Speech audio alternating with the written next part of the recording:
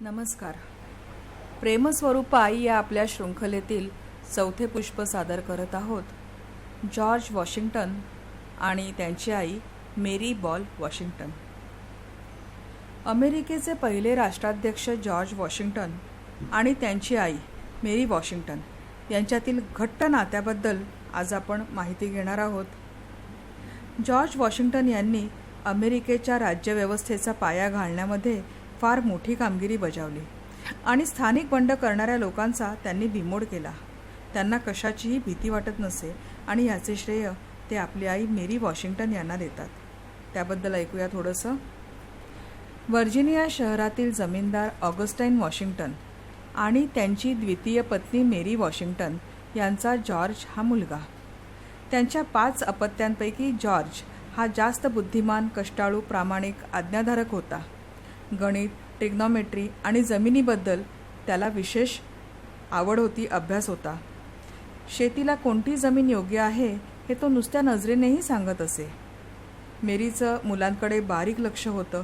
आपली सर्व मुलं बुद्धिमान, कष्टाळू, नीतिमान, परोपकारी, यशस्वी व्हावीत असं प्रत्येक आईला वाटत असतं. मेरी अत्यंत सात्विक प्रवृत्तीची आणि ईश्वरावर निष्ठा ठेवणारी स्त्री होती.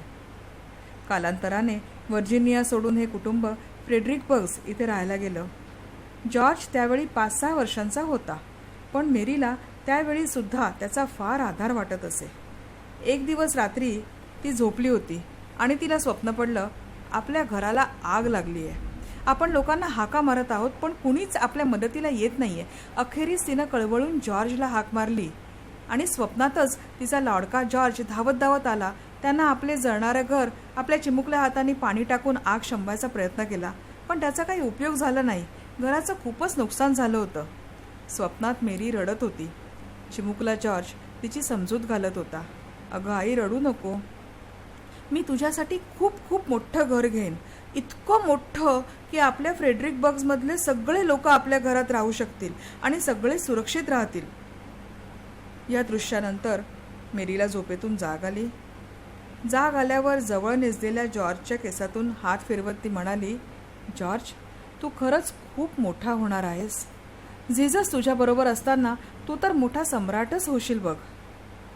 अर्धवट झोपेतल्या जॉर्जनं आईचं स्वगत बोलणं ऐकलं.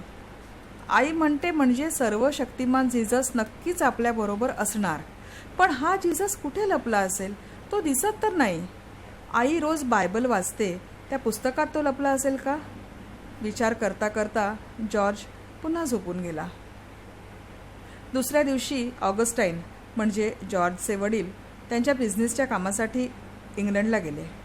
मेरीवर आता 5 मुलांना सांभाळण्याची जबाबदारी येऊन पडली होती. काही वर्ष ऑगस्टाईन तिथेच होते आणि पुन्हा त्यांना फ्रेडरिकबर्गला येताच आलं नाही. जॉर्ज 10-12 वर्षाचा असतानाच त्यांचे आकस्मिक निधन झालं. जसं शक्य होईल तसं जॉर्ज आईला मदत करत होता. पुढील काही वर्षातच जॉर्जला आपण काहीतरी कमाई करणं गरजेचं आहे असं वाटायला लागलं आणि जॉर्जने लष्करात शिपाई म्हणून नोकरी धरली. एक दिवस त्याच्या वरिष्ठांनी त्याच्यावर शेजारच्या राज्यातल्या गव्हर्नरला एक पत्र पोचवण्याची जबाबदारी दिली. आणखीन एक शिपाई त्याच्याबरोबर दिला, कारण दुसऱ्या राज्यात जाण्यासाठी वाटेत नदी ओलांडावी लागणार होती. नावेनं तिथे जाणं शक्य नव्हतं. खूप थंडी असल्यामुळे नदीवर बर्फाचे थर जमा झाले होते. जॉर्जनी एक लाकडी तराफा तयार केला, नावेवर टाकला आणि त्या तराफ्याच्या साहाय्याने तो नदी पार करायचा प्रयत्न करू लागला. इतक्यात बर्फाचं वादळ सुरू झालं. एक मोठा बर्फाचा दगड तराफ्यावर येऊन आदळला. तराफा कलंडला आणि जॉर्ज त्या बर्फाचा थर असलेल्या नदीत कोसळला. बरोबरचा सहकारी खूप घाबरला, पण थोड्या वेळात जॉर्ज धडपडत धडपडत पोहत तराफ्यावर आला. हे पाहून त्या सहकार्याला फार आश्चर्य वाटलं. जॉर्ज, तू जिवंत असशील असं काही मला वाटलं नव्हतं. अरे दोस्ता, अंगावरचा बर्फ झटकत जॉर्ज म्हणाला, जोपर्यंत या पृथ्वीवर माझी आई माझ्यासाठी जिजसची प्रार्थना करते ना, तोपर्यंत मला काही होणार नाही. मृत्यू माझ्या आईला घाबरतो बरं का. अरे, माझी आई म्हणजे माझं सुरक्षा कवच आहे आणि खरंच पुढे भविष्यात आपल्या कर्तबगारीनं जॉर्ज प्रमुख सेनापती पदावर पोचला. इंग्लंड विरुद्धच्या अमेरिकन स्वातंत्र्य युद्धात ब्रिटिश सेनापती कॉर्नवॉलिस जॉर्जला शरण आला.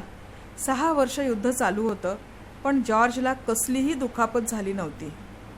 जॉर्जची कर्तबगारी, शौर्य, अमेरिकन लोकांवरचं, देशावरचं त्याचं प्रेम, गुलामगिरी विरुद्धचे त्याचे विचार याचा जनतेवर विलक्षण प्रभाव पडला होता.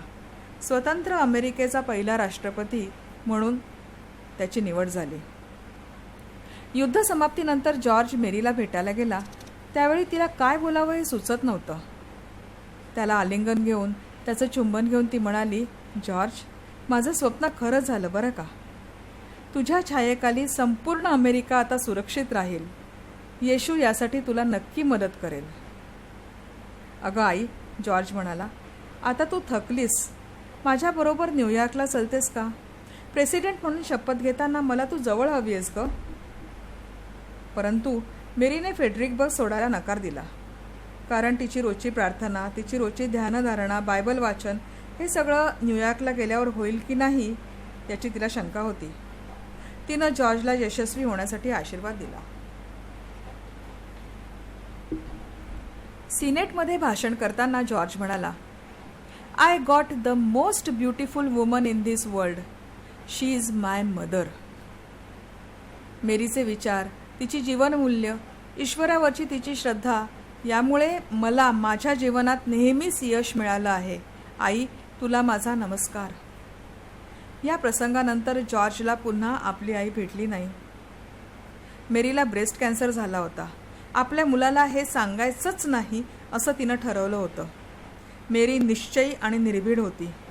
तिच्या निधनानंतर अमेरिकेचा अध्यक्ष जॅक्सन यानं तिचं स्मारक उभारायचं ठरवलं. फ्रेडरिकबर्गमध्ये मेरी जिथे ध्यानधारणा करत असे तिथे स्मृतिस्तंभ उभारायचं ठरलं आणि त्यावर फक्त जॉर्ज वॉशिंग्टनची आई मेरी एवढीच अक्षरं असावीत असं त्यांनी ठरवलं. कारण आईच्या मोठेपणापुढे कोणतंही लौकिक पद मोठं नसतं. प्रेसिडेंट हा उल्लेख त्यांनी टाळला.